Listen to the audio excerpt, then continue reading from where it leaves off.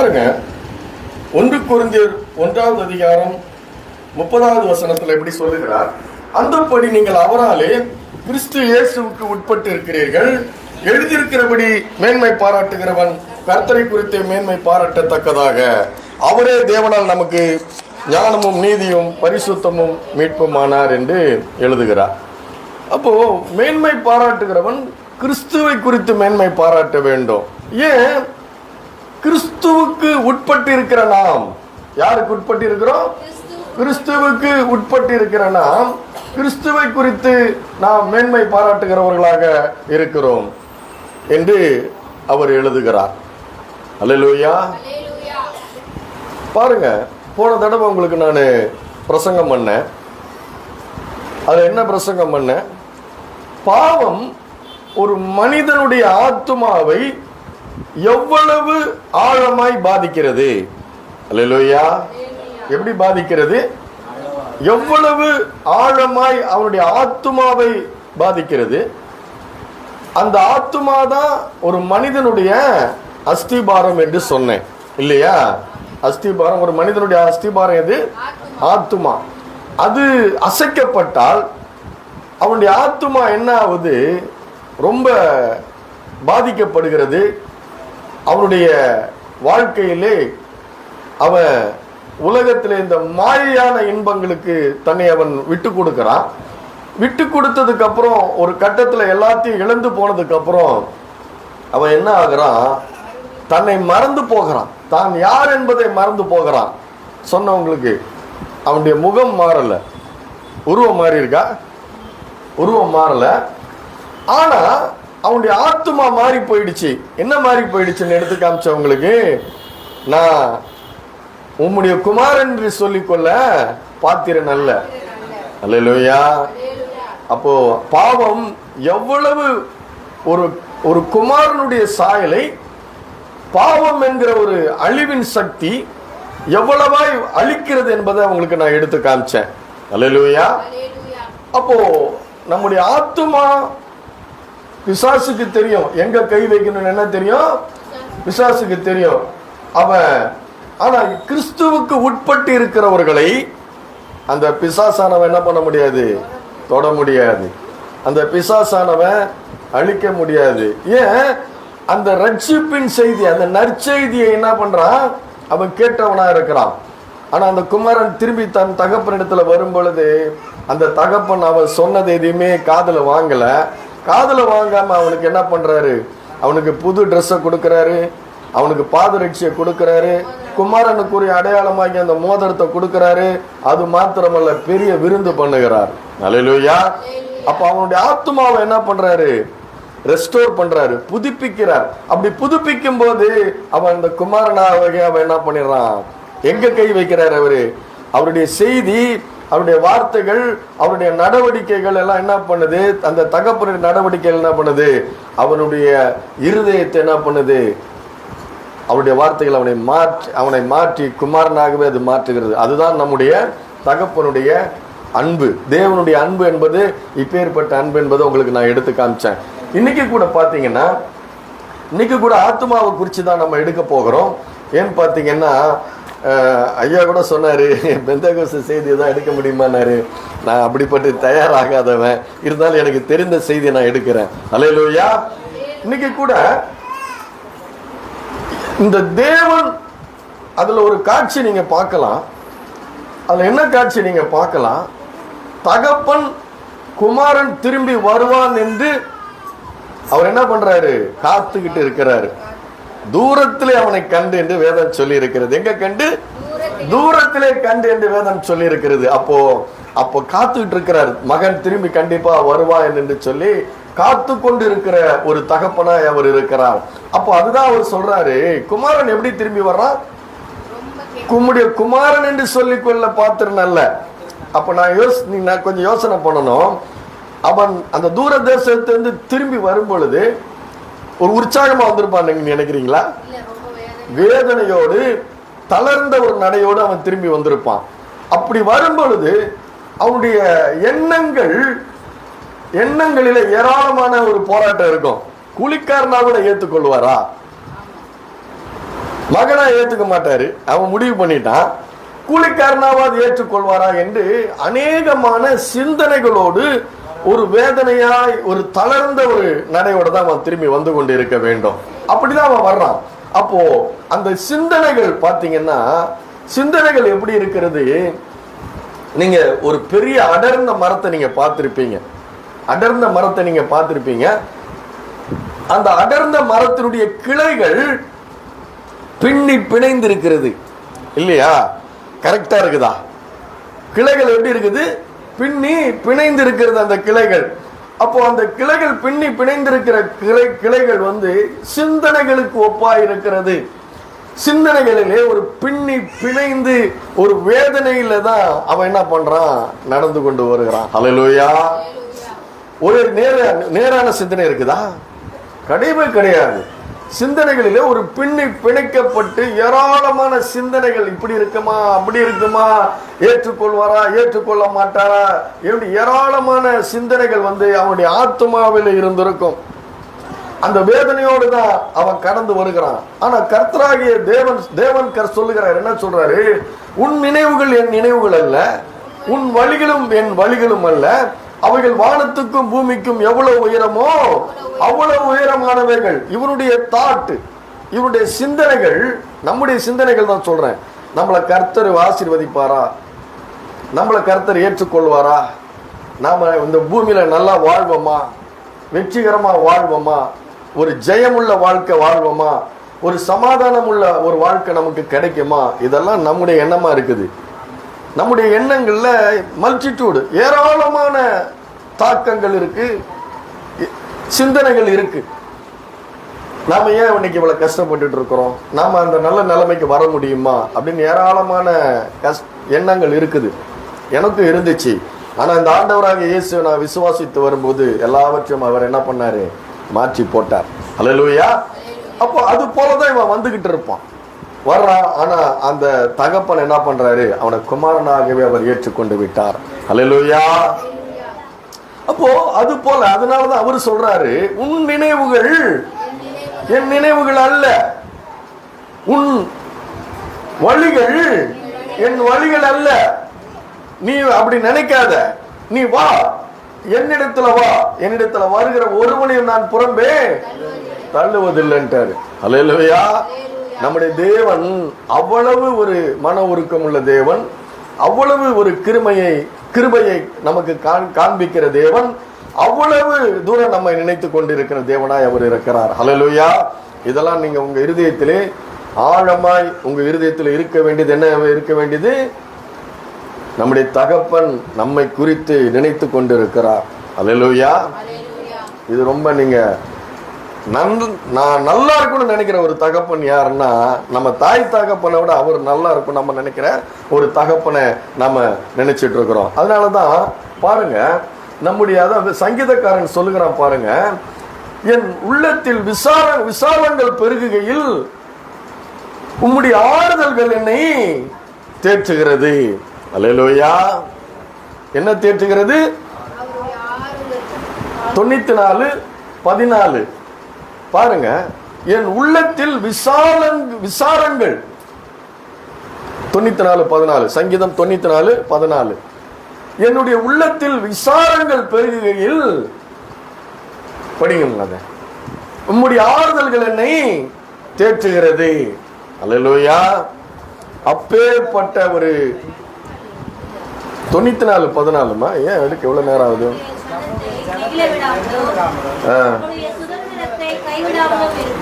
இல்ல அது இல்ல, அப்ப வேற வசனம். சரி, ரைட்டு, இருக்கட்டும். பாருங்க, என் உள்ளத்தில் விசாரங்கள் பெருகுகையில் உம்முடைய ஆறுதல்கள் என்னை தேற்றுகிறது என்று சொல்லி சங்கீதக்காரன் சொல்லுகிறான். அப்போ அப்படி அது எப்படி சொல்லப்படுது? உம்முடைய ஆறுதல்கள். பாருங்க, அந்த குமாரன் வரும்பொழுது கூட அந்த வார்த்தைகளை கேட்கும் பொழுது அவருடைய ஆறுதலான வார்த்தைகளை கேட்கும் பொழுது, குமாரனாகவே ஏற்றுக்கொள்ளப்படும் பொழுது அவனுடைய இருதயம் என்ன பண்ணப்பட்டிருக்கிறது? தேற்றப்பட்டிருக்கிறது. ஹல்லேலூயா. அங்க என்ன யோசிச்சிருப்பான்? ஒரு தாயினுடைய அன்பையும் ஒரு தகப்பனுடைய அன்பையும் அவன் என்ன பண்ணிருப்பான்? அந்த இடத்துல அனுபவித்திருப்பான். அல்லேலூயா. பலவிதமான எண்ணங்களினாலே, சிந்தனைகளிலே, மாபெரும் சூழ்நிலைகளிலே, ஒரு சோர்வான சூழ்நிலைகளிலே தேவனுடைய வார்த்தைகள் நம்ம என்ன பண்ணுகிறது? ஆட்சி தேற்றுகிறதா இருக்கிறது. 19. ஹல்லேலூயா. அப்போ அந்த ஆறுதல்கள் அவருடைய ஆறுதலுடைய வார்த்தைகள் நம்ம என்ன பண்ணுகிறது? ஆட்சி தேற்றுகிறது. அது அந்த வார்த்தைகள் ஒரு தாயினுடைய மார்பில் நம்ம சாய்ந்து கொள்வது போல நம்ம என்ன பண்ணுகிறது? அது தேற்றுகிற வார்த்தைகளாய் அவை இருக்கிறது. சரி, அப்போ இப்படிப்பட்ட ஒரு வார்த்தைகளை கேட்டு தன்னுடைய வாழ்க்கையிலே ஒரு வெளிச்சத்தை பார்த்த ஒரு பெண், இப்படிப்பட்ட வார்த்தைகளை கேட்டு தன்னுடைய வாழ்க்கையிலே ஒரு வெளிச்சத்தை கண்ட ஒரு பெண்ணினுடைய வாழ்க்கையிலே மறுபடி ஒரு இருள் சூழ்கிறது போல ஒரு சூழ்நிலை வருகிறது. அல்லேலூயா. ரூத்தின் புஸ்தகங்கள் எடுத்து வச்சுக்கொள்ளுங்க. ரூத்தினுடைய புஸ்தகங்கள் எடுத்து வச்சுக்கொள்ளுங்க. அதுல இருந்து தான் நம்ம இன்னைக்கு பார்க்க போகிறோம். அப்போ கேட்கிற வார்த்தைகள் நம்முடைய இருதயத்திலே ஒரு வெளிச்சத்தை உண்டு பண்ணுகிறது, ஒரு சமாதானத்தை உண்டு பண்ணுகிறது, ஒரு விடுதலையை உண்டு பண்ணுகிறது, ஒரு நம்பிக்கையை கொண்டு வருகிறது, ஒரு சந்தோஷத்தை கொண்டு வருகிறது. அல்லேலூயா. அது தேவனுடைய வார்த்தையிலிருந்து வர வேண்டும். எங்கிருந்து வர வேண்டும்? தேவனுடைய வார்த்தையிலிருந்து வர வேண்டும். அதனாலதான் பவுல் சொல்கிறார், விசுவாசம் கேள்வினால் வரும், கேள்வி தேவனுடைய வசனத்திலிருந்து வரும்ன்றாரு. அப்ப விசுவாசம் கேள்வினால வரும், கேள்வி தேவனுடைய வசனத்திலிருந்து வரும். அப்படிப்பட்ட தேவனுடைய வசனத்தை, தேவனுடைய வார்த்தையை கேட்ட பெண்ணினுடைய ஒரு வாழ்க்கையிலே ஒரு வெளிச்சமும் ஒரு நம்பிக்கையும் அவளுக்கு உண்டாயிருக்கிறது. இதனுடைய காரணங்கள் உங்களுக்கு சொல்றேன் பாருங்க. ரூத்தினுடைய சரித்திரம் உங்களுக்கு தெரியும். ரூத்து மோவாபிய பெண்.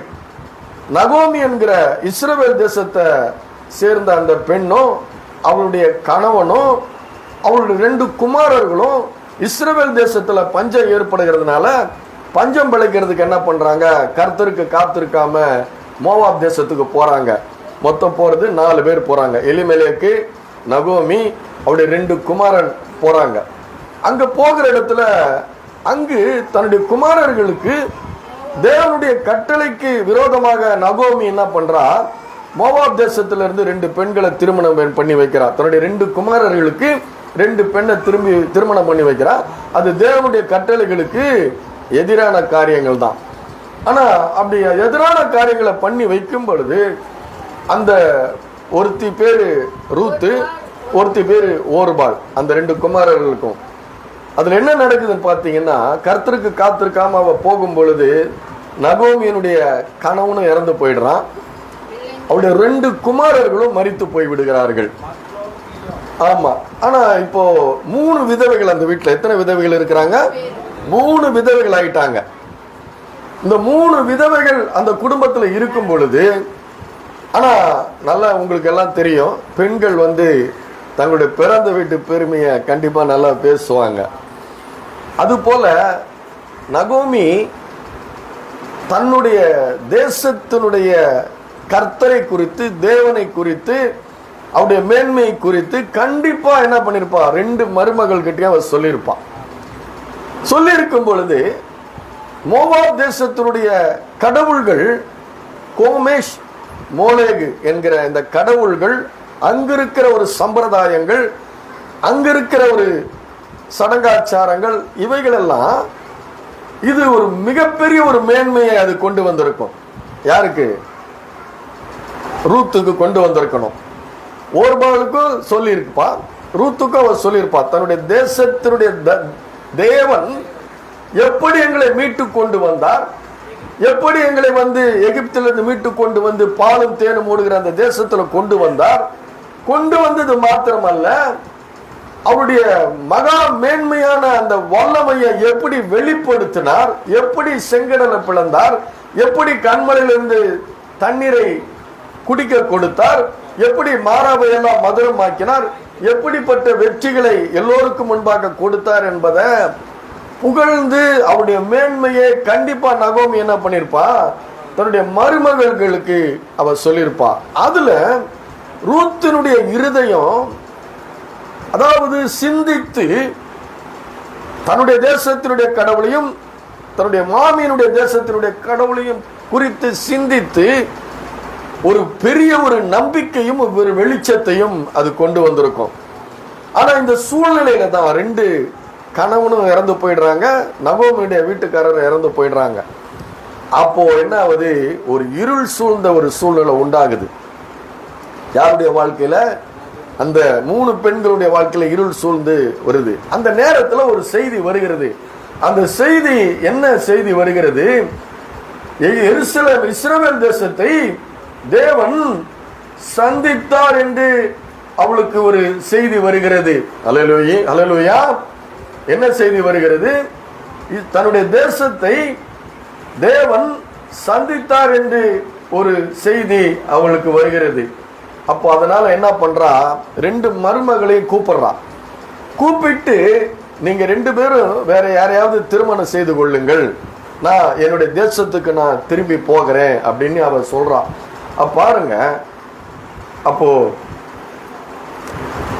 6வது வசனம் படிங்க. 1ஆம் அதிகாரம் 6வது வசனம். கர்த்தர் தம்முடைய சந்தித்து அவர்களுக்கு ஆகாரம் அருளினார் என்று அவள் மோவாப் தேசத்திலே கேள்விப்பட்டு தன் மருமக்களோட கூட எழுந்து, அல்லேலூயா, அவர்கள் வழி நடக்கையில் நகோமி தன் 2 மருமக்களை நோக்கி, நீங்கள் இருவரும் உங்கள் தாய் வீட்டுக்கு திரும்பி போங்கள், மரித்து போனவர்களுக்கும் எனக்கும் நீங்கள் தயை செய்தது போல கர்த்தர் உங்களுக்கு தயை செய்வாராக, நீங்க போய் வேற திருமணம் பண்ணி கொள்ளுங்கன்னு சொல்றான். ஆனா அதுல ஒரு பெரிய ஒரு காரியம் என்னன்னு பாத்தீங்கன்னா, ரூத்து அவளுக்கு இருதயத்துல ஒரு வெளிச்சம் வந்திருக்கிறது, ஒரு நம்பிக்கை வந்திருக்கிறது. என்ன வந்திருக்குது? ஒரு வெளிச்சமும் ஒரு நம்பிக்கையும் அவ இருதயத்துல அந்த சூழ்நிலையில மறுபடியும் ஒரு இருள் வருகிறது. அல்லேலூயா. கணவன் இறந்து போயிடுறான், மாமியும் தன்னுடைய தேசத்துக்கு திரும்பி போகிறான். அப்படிப்பட்ட சூழ்நிலை வரும் பொழுது அவ ஒரு முடிவு எடுக்கிறா. எப்படிப்பட்ட முடிவு எடுக்கிறா?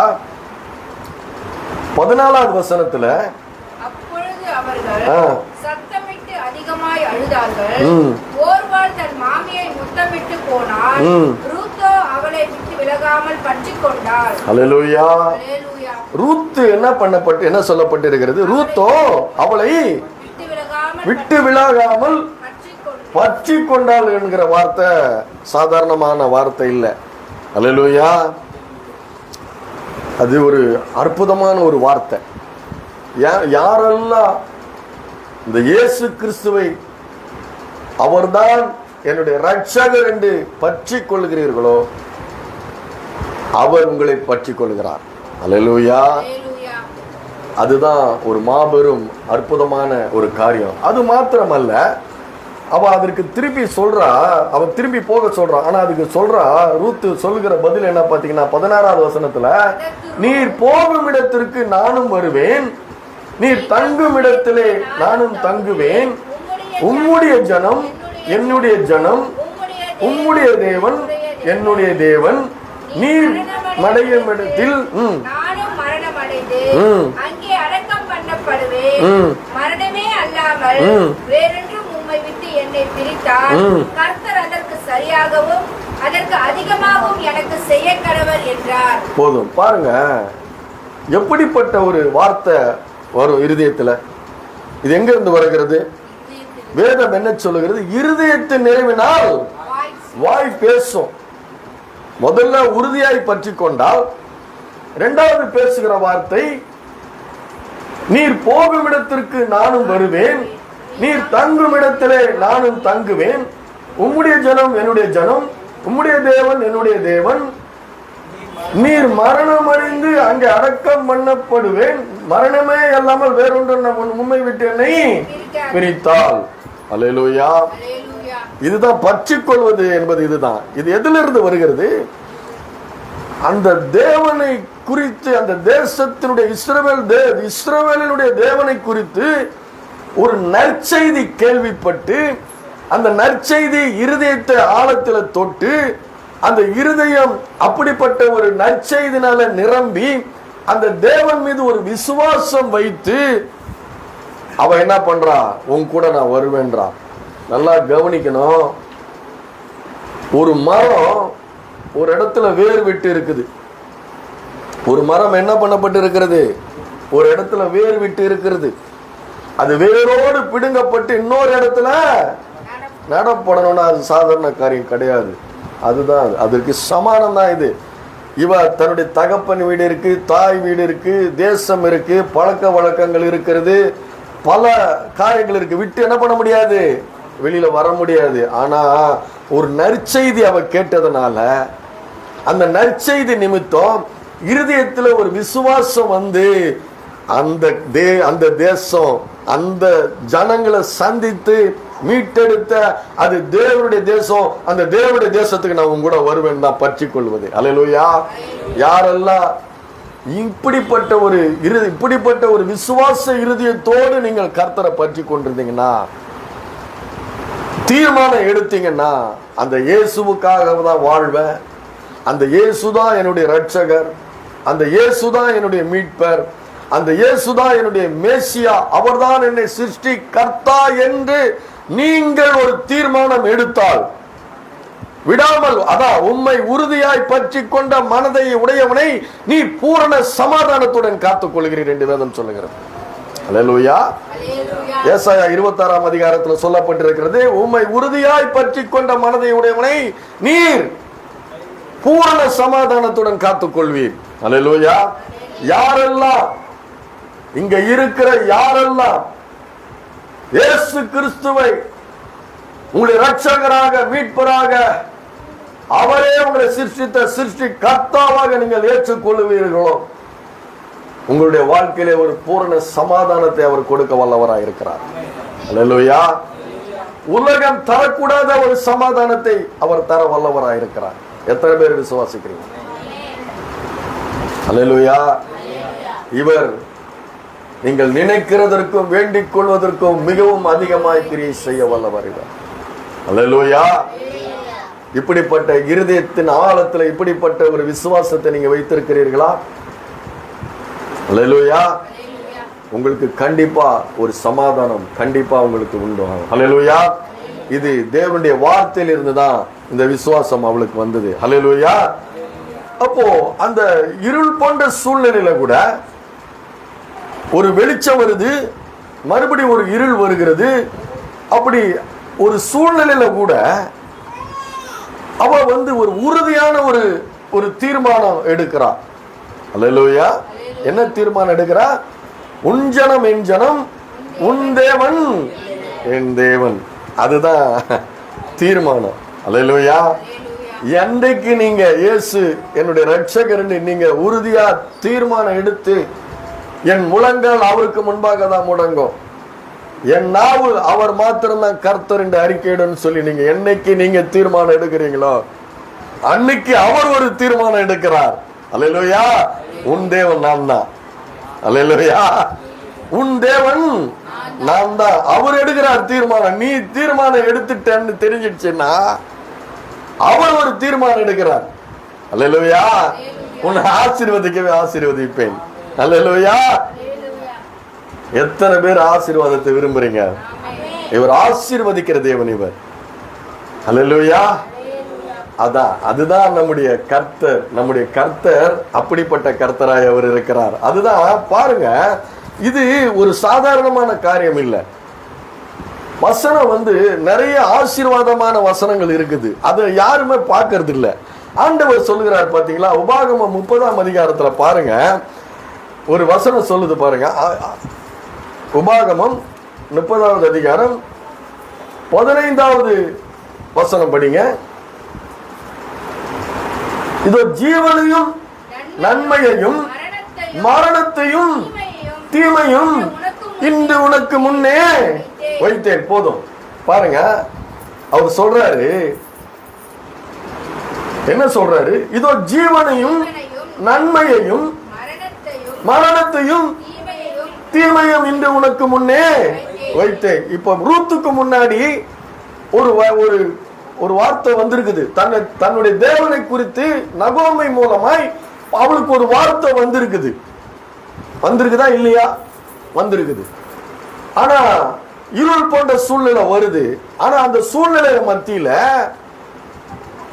நகோமி சொல்லுகிறார், நீ உன் வீட்டுக்கு போகலாம், நான் என் ஊருக்கு போகிறேன். கர்த்தர் தேசத்தை சந்திச்சார், ஆகாரம் கொடுத்துட்டார். அப்ப அவ எடுக்கிறா. மாமி என்ன சொல்றா? நீ உன் வீட்டுக்கு போகலாம், உன் தேசத்துக்கு போகலாம். ஆனா அவ எடுக்கிறா, முடிவு எடுக்கிறா. அது ஜீவனுள்ள தேசம். அது அல்லேலூயா, அது ஜீவனுள்ள தேசம். அவதான் சொல்றார் இல்லையா, ஜீவனையும் நன்மையும் உனக்கு முன்பாக வைக்கிறேன், நீ ஜீவனை தெரிந்து கொள். எதுக்கு நீ ஜீவனை தெரிந்து கொள்ள வேண்டும்? அடுத்த வசனம் பாருங்க. நீ பிழைத்து பெருகும்படி நீ சுதந்திரிக்க போகிற தேசத்தில் உன் தேவனாகிய கர்த்தர் உன்னை ஆசீர்வதிக்கும்படி உன் தேவனாகிய கர்த்தரில் அன்பு கூறவும் அவர் வழிகளில் நடக்கவும் அவர் கற்பனைகளையும் கட்டளைகளையும் நியாயங்களையும் கை கொள்ளவும் நான் உண்டு எனக்கு கற்பிக்கிறேன். அல்லேலூயா. எதுக்கு? பிழைத்து பெருகும்படி. இப்ப அவ தனிமரமா இருக்கிறான், ஒரு விதவையா இருக்கிறான். ஆனா அந்த தேசத்திலிருந்து வேரோடு பிடுங்கப்பட்டு என்ன பண்ணணும்? இப்போ அந்த தேசத்துல அவள் நடப்பட வேண்டும். அப்போ ஒரு சூழ்நிலை, அங்க போனா நம்ம பிழைக்க முடியுமா? வாழ முடியுமா? செழிக்க முடியுமா? உயர முடியுமா? சமாதானமா இருக்க முடியுமா? சந்தோஷமா இருக்க முடியுமா?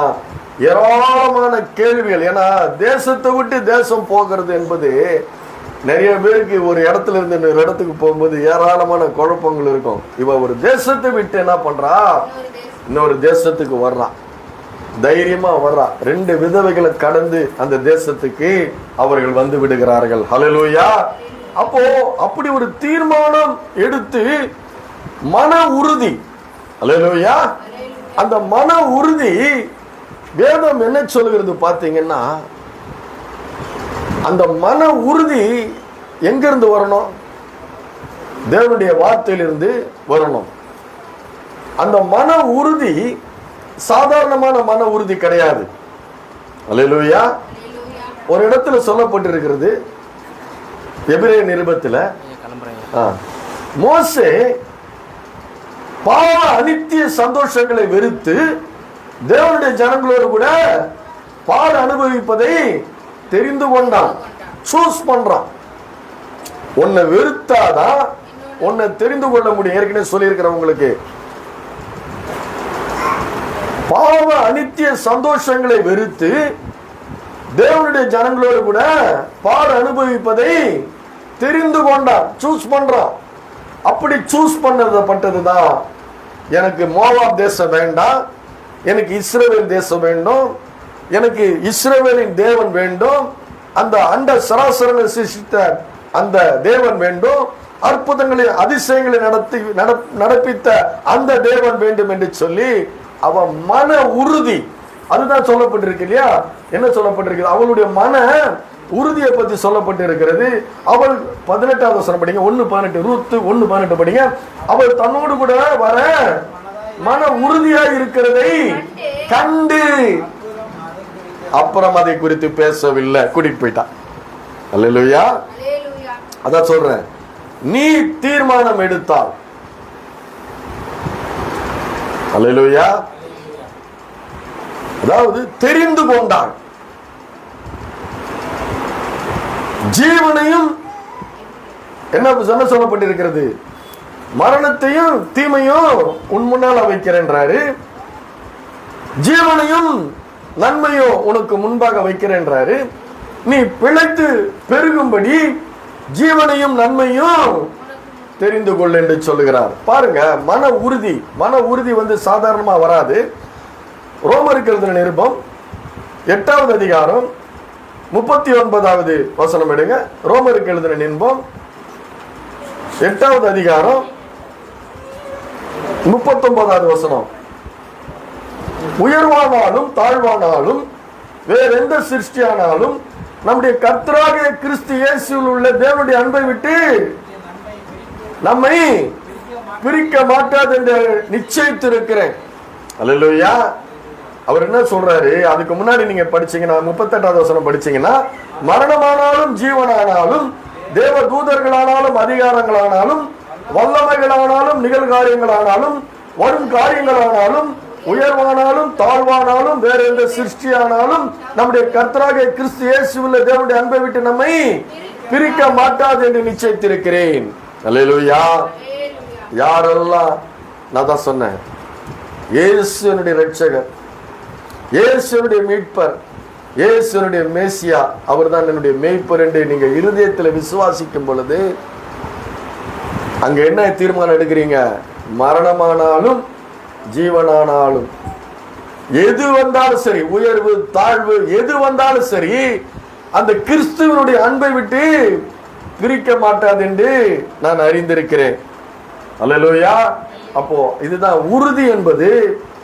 உறுதி என்பது ஒரு பாடல் பெர்க்மன் ஐயா பாடியிருப்பாரு. வாழ்வோ சாவோ எதுதான் பிரிக்க முடியும், வாழ்வோ சாவோ எதுதான் பிரிக்க முடியும், அன்பே என் இயேசுவே ஆருயிரே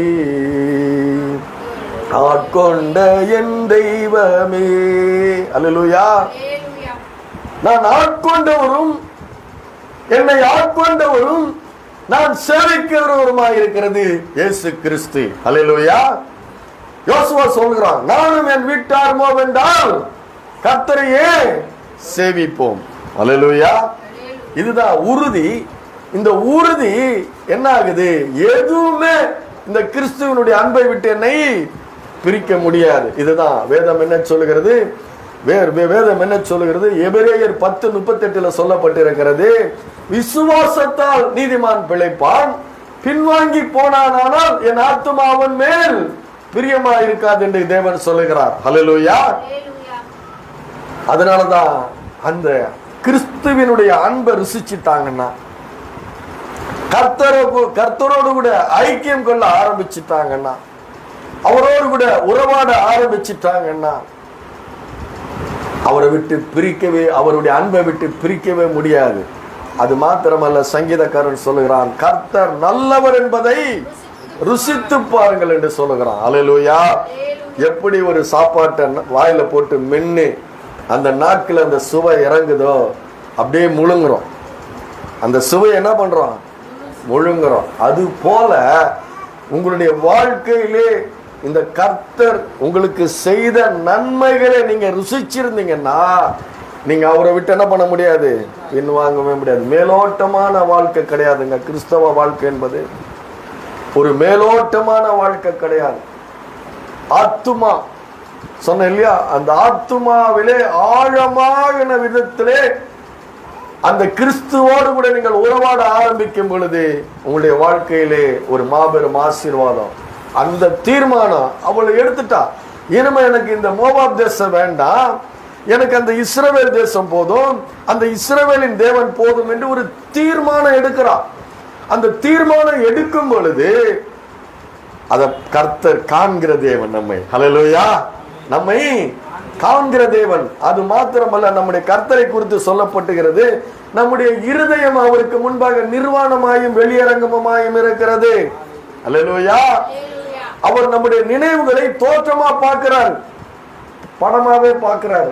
நீ நினைக்கலாம், அவர் படமா பார்க்கிறாரு. உன்னுடைய இருதயத்தினுடைய யோசனைகளை வகையறுக்கிறார், பிரிச்சு பார்க்கிறார். நீ என்ன யோசிக்கிறன்றதை அவர் பிரித்து பார்க்கக்கூடியவராய் இருக்கிறார். அலசி ஆராயக்கூடிய இருக்கிறார். இருதயத்தினுடைய ஆழங்களிலே உலாவுகிற தேவனாய் அவர் இருக்கிறார். அவனுடைய இருதயத்தினுடைய ஆழங்களை அறிந்திருக்கிறவராக இருக்கிற. நீ எவ்வளவு ஆழமா நீ அவருக்குள்ள வேறு கொண்டு இருக்கிற. உன் ஆத்துமா அவரோடு கூட அவரோட ஆத்துமா கூட எவ்வளவு ஆழமா இருக்குது? மேலோட்டமா இருக்குதா, லேசா இருக்குதா? உன் நம்பிக்கை, உன்னுடைய கிறிஸ்துவின் மீது உன்னுடைய இருதயத்தினுடைய நம்பிக்கை மேலோட்டமா இருக்குதா, ஆழமா இருக்குதா? இல்ல பாஸ்டர் திட்டுவார்னு சபைக்கு வர்றீங்களா? இல்ல ஞாயிற்றுக்கிழமை ஆயிடுச்சு கடனுக்காக வர்றீங்களா? இல்ல உண்மையிலே மனதார ஆராதித்து துதித்து முழங்கால நின்று ஆராதித்து துதித்து அவருடைய வார்த்தைகளை கேட்டு அதன்படி வாழ்வதற்கு நீங்க வருகிறார். அவர் அறிந்திருக்கிறார். அல்லேலூயா. அதை அறிந்திருக்கார்னா உன்னை குறித்து அவர் இருதயத்தை பார்த்து நீ தீர்மானம் எடுத்துட்டீங்கன்னா அவர் தீர்மானம் எடுக்கிறார். அல்லேலூயா. தீர்மானம் அவர் எடுத்து இங்க கவனிங்க, குழந்தாவது அழுதுட்டு போகுது. அல்லேலூயா. தீர்மானம் உன்னுடைய உறுதியான தீர்மானம் ஆயிடுச்சுன்னா அவர் உன்னுடைய வாழ்க்கையில இடைபெற ஆரம்பித்து விடுகிறார். அல்லேலூயா. உன்னுடைய வாழ்க்கையை அவர் கண்ட்ரோல்ல எடுத்துக்கிறார். எத்தனை பேரை விசுவாசிக்கிறீங்க? அதுக்கப்புறம் உங்களுடைய வாழ்க்கைய அவர் மாற்ற ஆரம்பிக்கிறார். என்ன பண்ண ஆரம்பிக்கிறாரு? அவர் மாற்ற ஆரம்பிக்கிறார். அதுக்குதான் சொல்லப்பட்டிருக்கிறது 91:14 சங்கீதம் 91:14 என்ன சொல்லப்பட்டிருக்கிறது? அவன் என்னிடத்தில் வாஞ்சியாய் இருக்கிறபடியால் அவனை விடுவிப்பேன். அல்லேலூயா. இருங்க போதும். அவன் என்னிடத்தில் வாஞ்சியா இருக்கிறபடியால் அவனை விடுவிப்பேன். என்னத்துக்கு விடுவிக்கிறாரு? நீ கட்டில இருக்கிற. அல்லேலூயா. எதுக்குங்க விடுவிக்கணும்? கட்டப்பட்டு இருந்தா தானே விடுவிக்கணும். அப்போ எதுனாலையோ கட்டப்பட்டு இருக்கிறோம். அப்படி கட்டப்பட்டு இருக்கிற சூழ்நிலையிலே அவரிடத்திலே வாஞ்சியா இருக்கிறோம். இப்போ யாரிடத்துல வாஞ்சியா இருக்கிறோம்?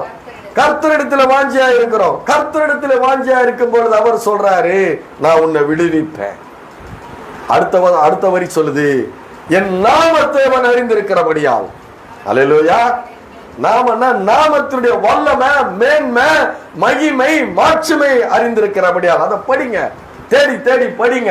அவருடைய வல்லமையை, அவருடைய மகிமையை, அவருடைய மாட்சிமையை, அவருடைய மேன்மையை நீங்க தேடி தேடி நீங்க படிக்கும் பொழுது, அவருடைய நாமத்தினுடைய வல்லமையை அறிந்து கொள்ளும் பொழுது அவனை உயர்ந்த அடைக்கலத்தில் வைப்பேன். அல்லேலூயா. வைப்பாருங்க. வைக்க முடியும். அவரால் கூடாதது ஒன்றுமே இல்லை. வேதம் சொல்லுகிறது தேவனால் கூடாதது ஒன்றுமே இல்ல. நீ தீர்மானம் எடுத்துட்ட. நீ தீர்மானத்துல என்ன தீர்மானம் எடுத்துட்டீன்னா அவர் தான் என் தேவன் என்று சொல்லி நீ தீர்மானம் எடுக்கும் பொழுது அவர் உன்னுடைய வாழ்க்கையில தீர்மானம் எடுக்கிறார். ஹல்லேலூயா. 2 ஏழை விதவை. அந்த 2 பேர் யார் யாரு? 7 விதவை அங்க வர்றாங்க. இப்ப இஸ்ரவேல் தேசத்துக்கு வந்துட்டாங்க. அங்க இஸ்ரவேல் தேசத்துல இப்போது சாப்பிடணும்னா அங்க ஒரு சட்டம் இருக்கிறது. கிருபையினுடைய சட்டம் இருக்கிறது. ஆண்டவர் கிருபையாய் அவர் சட்டங்களை கொடுத்திருக்கிறார். இருதயத்தின் ஆழங்களை அறிந்து கிருபையாய் அவர் சில சட்ட திட்டங்களை எங்கள் கொடுத்திருக்கிறார். என்ன சட்டங்களை கொடுத்திருக்கிறாரு? விதவைகள் போஷிக்கப்பட வேண்டும். ஏழை எளிய மக்கள் அங்க போஷிக்கப்பட வேண்டும். என்னுடைய தேசத்துல ஏழை எளியவர்கள் இருப்பாங்க. ஏன் இருக்கிறாங்கன்னா விசுவாசம் இல்லாதபடி இருக்கிறாங்க. விசுவாசம் இல்ல, கர்த்தர் மேல நம்பிக்கை. ஒரு தேசத்துல எல்லாருமே கர்த்தரை நம்பி இல்ல, எல்லாருமே கர்த்தரை விசுவாசிச்சு இல்ல, எல்லாருமே கர்த்தரை முழு இருதயத்தோட நம்புறது இல்ல. அப்படி இல்லாதவங்க ஏழைகளா இருக்கிறாங்க, திக்கற்றவர்களா இருக்கிறாங்க, விதவைகள் இருக்கிறாங்க. அவங்க போஷிக்கப்பட வேண்டும், அவர்களுக்கு ஆகாரம் கொடுக்கப்பட வேண்டும் என்று தேவன் கிருபையின் சட்டங்களை கொடுத்திருக்கிறார். அந்த கிருபையின் சட்டங்கள் என்னன்னா, அறுக்கிறாங்க, கதிர் அறுக்கிறாங்க. கதிர் அறுக்கும் பொழுது கீழே சிந்துகிறது. கீழே சிந்துறதை நீ எடுக்கக்கூடாது. அது ஏழைகளுக்கு விட்டுவிடு, விதவைகளுக்கு விட்டுவிடு. 2வது, எதையாவது நீ ஒரு கட்டு அறுத்து அதை வீட்டுக்கு எடுத்துட்டு போகாம நீ மறந்து வச்சிட்டினா திரும்ப அதை நீ எடுக்க கூடாது. நீ எடுத்துட்டு அவங்க ஏழைகள் எடுத்துட்டு போட்டோம். அது மாத்திரமல்ல, முதல் விளைச்சலை நீ அறுத்துடுற, 2வது விளையிறத ஏழைகளுக்கு வச்சிடு. கிருபையின் சட்டங்கள். தேவன் தன்னுடைய ஜனங்கள் மீது அவ்வளவு கிருபையாய் இருக்கிறார், அவ்வளவு தயவாய் இருக்கிறார். நம்முடைய தேவன் அவ்வளவு இரக்கமும், வேதம் சொல்லுகிறது, அவர் இரக்கமும் மன உருக்கமும் நீடிய சாந்தமும் மிகுந்த கிருபையும் உள்ளவர். தீங்குக்கு மனஸ்தாபப்படுகிற தேவன். உன் வாழ்க்கையில தீங்கு இருக்கக்கூடாது, உன் வாழ்க்கையில தீமை இருக்கக்கூடாது, நன்மை இருக்க வேண்டும் என்று அந்த தீங்கை குறித்து உன்னுடைய வாழ்க்கையில இருக்கிற தீங்குக்காக அவர் மனஸ்தாபப்படுகிற தேவனாய் அவர் இருக்கிறார். அல்லேலூயா. அப்போ அப்படிப்பட்ட கிருபையின் சட்டங்கள் இருக்கிறது. அப்படிப்பட்ட கிருபையின் சட்டங்கள் இருக்கிற அந்த தேசத்துல 2 விதவைகளும் சேருகிறார்கள். அல்லேலூயா. அப்போ அடுத்து பாத்தீங்க 2ஆம் அதிகாரத்துல 2வது வசனம் படிங்க. மோவாபிய ஸ்திரீயான ரூத் என்பவள் நகோமியை பார்த்து, நான் நான் வயல்வெளிக்கு போய் யாருடைய கண்களில் எனக்கு தயவு கிடைக்குமோ அவர் பிறகே கதிர்களை பொறுக்கி கொண்டு வருகிறேன் என்றால், அதற்கு இவள், என் மகளே போ என்றாள். அவள் போய் வயல்வெளியில் அறுக்கிறவர்கள் பிறகே பொறுக்கினாள்.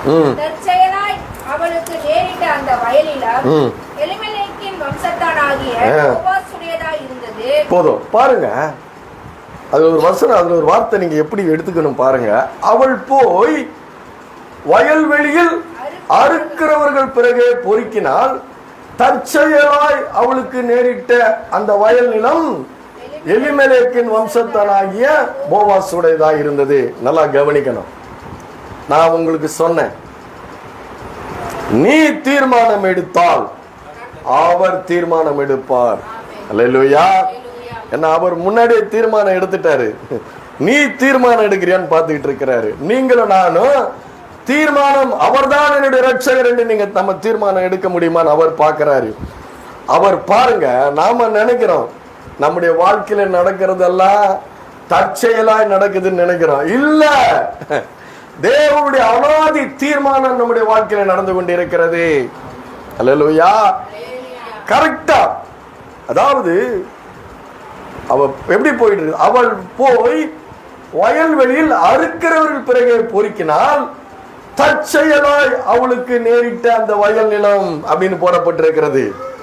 கரெக்டா தேவன் அந்த இடத்துக்கு கொண்டு போறார். அவருடைய சிந்தனை என்ன பண்றாரு, கரெக்டா இந்த இடத்துக்கு போ, உன்னை வழி நடத்துகிற தேவன், உலகத்தில் இருக்கிறவனை காட்டிலும் உனக்குள் இருக்கிறவர் பெரியவர். என்றைக்கு இருதயத்தில் விசுவாசித்து நாவில நீங்கள் அறிக்கையிட்டு இருக்கிறீர்களோ அன்றைக்கு ரட்சிக்கப்பட்டிருக்கிறீர்கள்.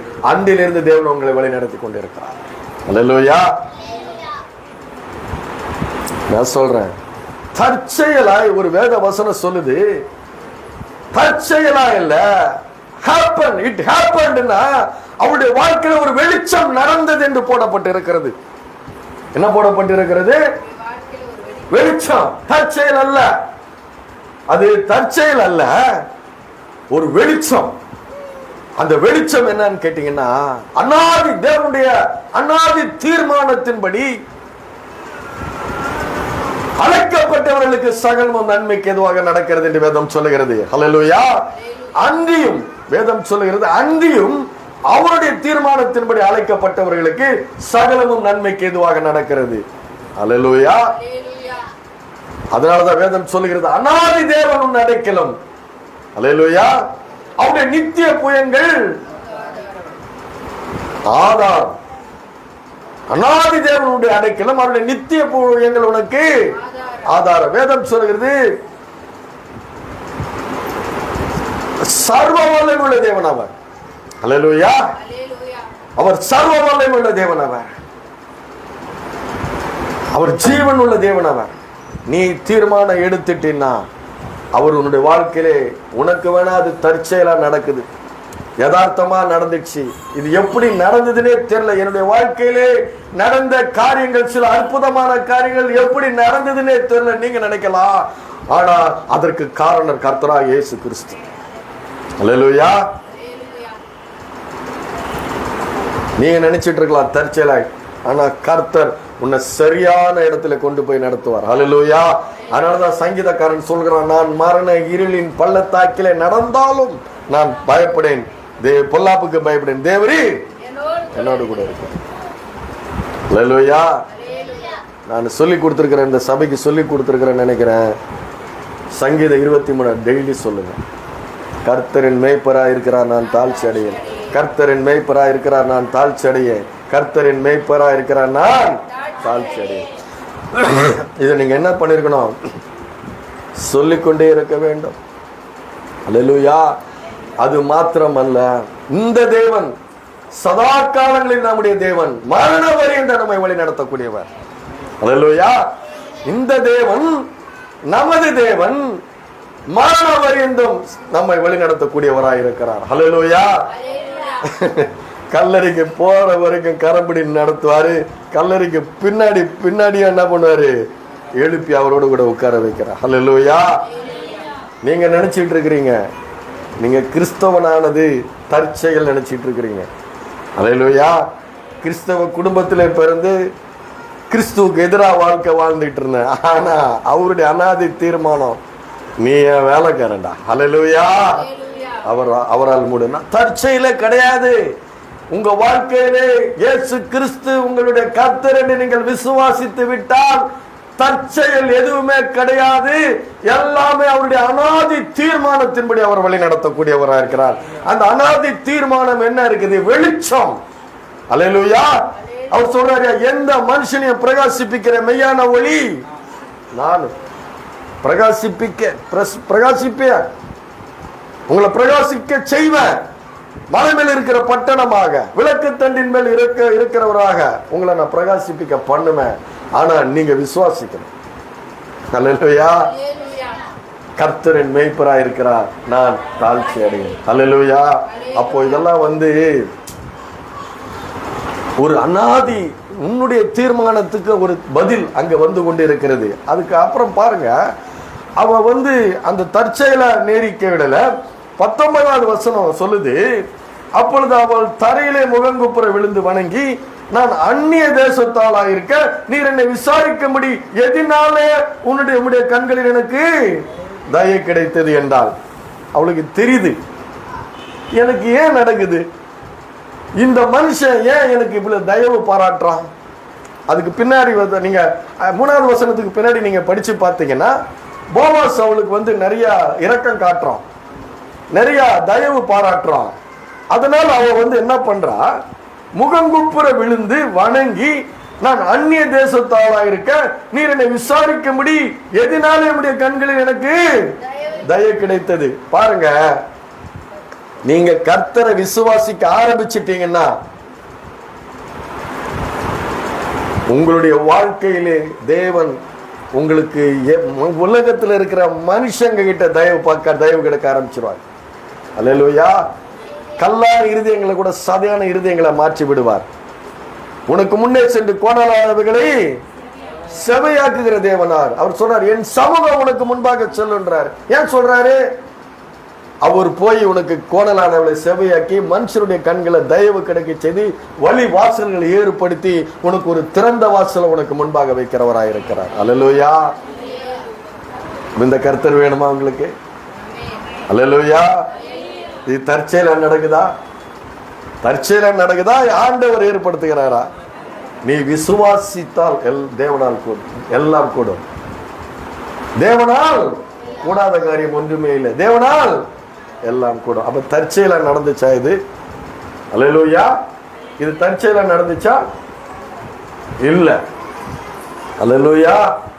அப்போ அது மாத்திரமல்ல, அந்த தேவனை குறித்து அவ்வளவு ஒரு உத்தம இருதயம். கேட்டா அவ கேட்கிறா, தன்னுடைய நகோமி கிட்ட கேட்கிறா, அந்த இஸ்ரவேலின் தேவனை குறித்து கேட்கிறா. கேட்டு உறுதியாய் பற்றி கொள்கிறார்.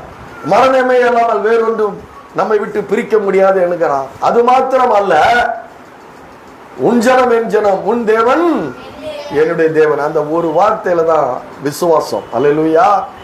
இருதயத்தில் விசுவாசித்து நாவினாலே அறிக்கையிடுகிறது. அதுதான், நீ இருதயத்தில் விசுவாசித்து நாவினாலே அறிக்கையிட்டால் நீ ரட்சிக்கப்படுவாய். அல்லேலூயா. அது மாத்திரமல்ல, அந்த கிருபையின் சட்டங்களை அவர் கொடுத்திருக்கிறாரு. கிருபையின் சட்டங்கள் படி அவர் நடக்கும் பொழுது கூட அவளுக்கு தற்செயலா நேரிட்டது என்று வேதம் சொல்லுகிறது. இட் ஹேப்பன்ட் அப்படின்னா அவளுக்கு ஒரு வெளிச்சம், அவளை கரெக்டா வெளிச்சத்துல நடக்கும்படி தேவன் அந்த இடத்திலே அவளை வழி நடத்துகிறவராக இருக்கிறார். அது மாத்திரம் அல்ல, பாருங்க, நம்முடைய தேவனுடைய இரக்கங்கள் எவ்வளவு பெருசு தெரியுமா? எவ்வளவு பெருசு தெரியுமா? இங்க ஒரு 10,000 சம்பாதிக்கிறவங்க கூட இந்த பூமியில வாழ முடியும். அல்லேலூயா. நம்ம தமிழ்நாட்டில் வாழ முடியும். தெரியுமா உங்களுக்கு? 10,000 ரூபாய் இருந்தா கூட வாழ முடியும். 10 லட்சம் இருந்தாலும் வாழ திருப்தி இல்லாதவங்க இருக்கிறாங்க. 10,000 இருந்தாலும் வாழ முடியும். பாருங்க, இந்த கிருபையின் சட்டங்கள். நான் ஒரு காய்கறி கடைக்கு என் மனைவியை கூட்டிட்டு போவேன். கூட்டிட்டு போகும்போது அந்த கடைக்கு வெளியில வாசல்ல இடது பக்கம் பிளாட்பாரத்தில் பயன்படுத்த முடியாத சில காய்கறிகளை கூறு கட்டி வச்சிருப்பாங்க.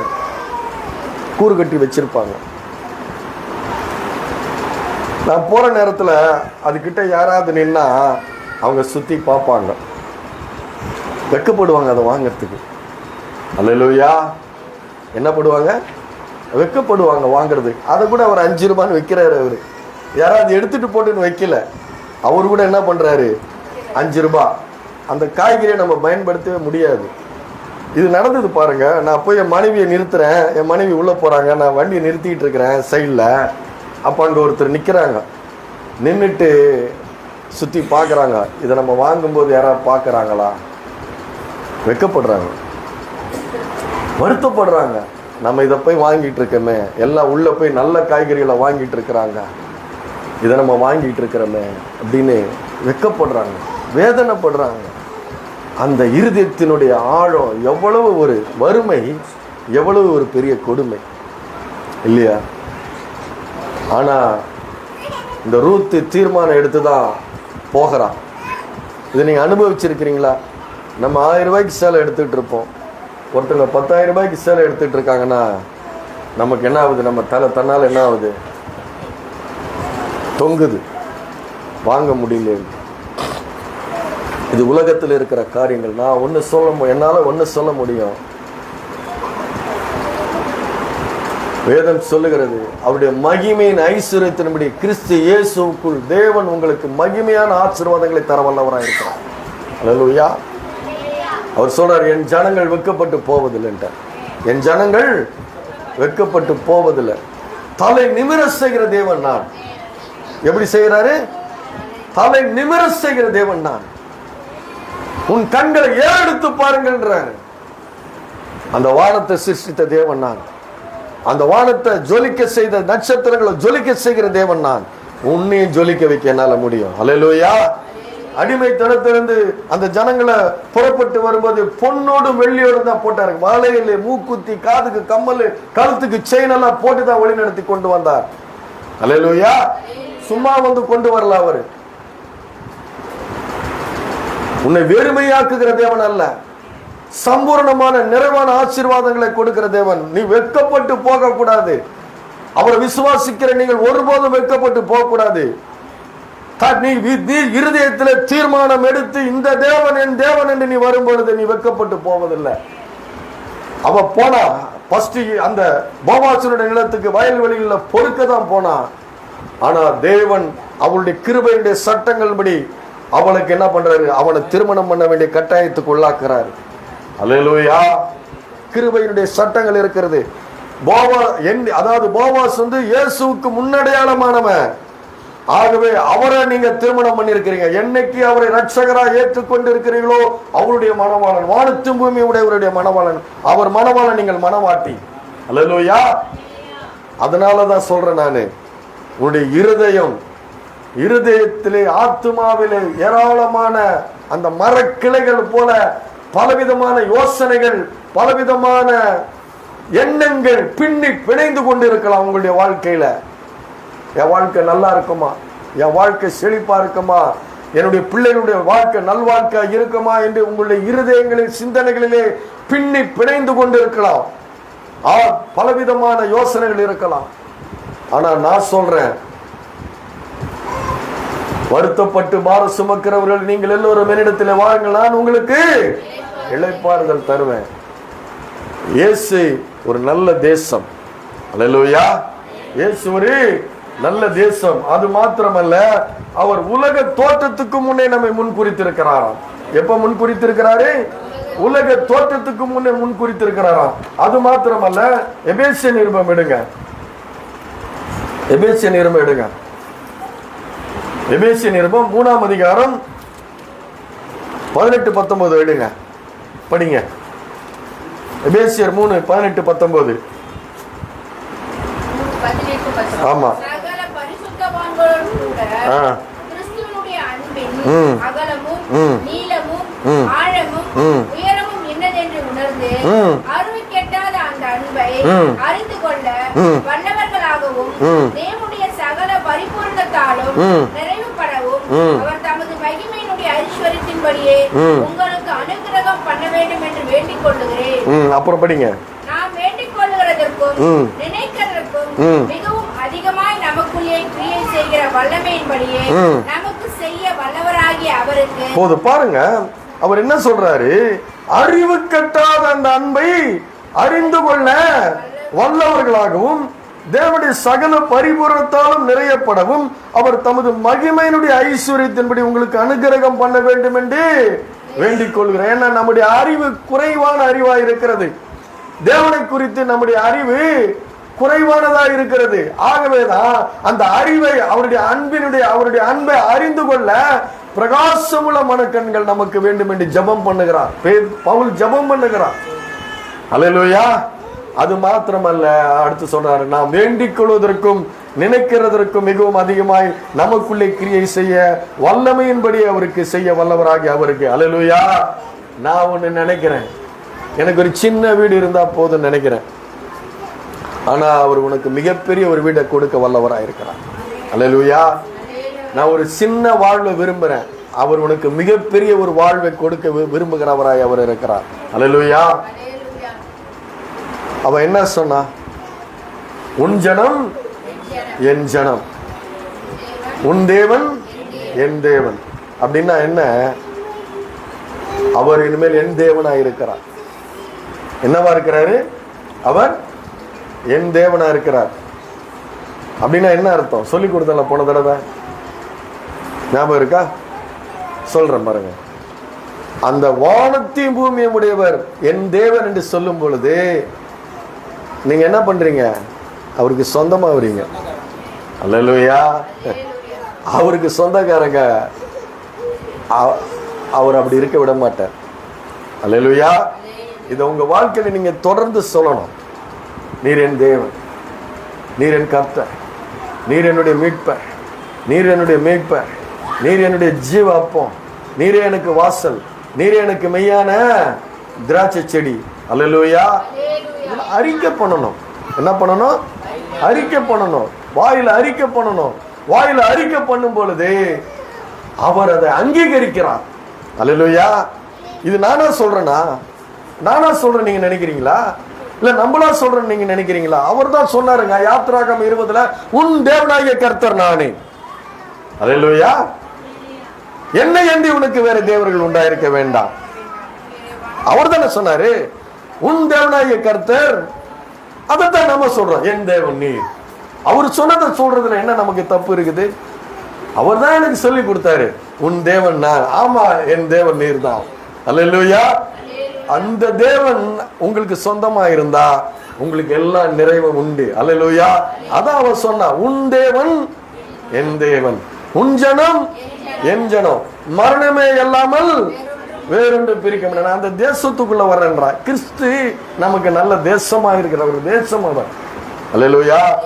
அவருடைய ராஜ்யம், அவர்னா அவருடைய ராஜ்யம். அவருடைய ராஜ்யகுத்துல இருக்கிற உங்களுக்கு என்ன இல்ல, ஒரு குறைவும் இல்லை. அல்லேலூயா.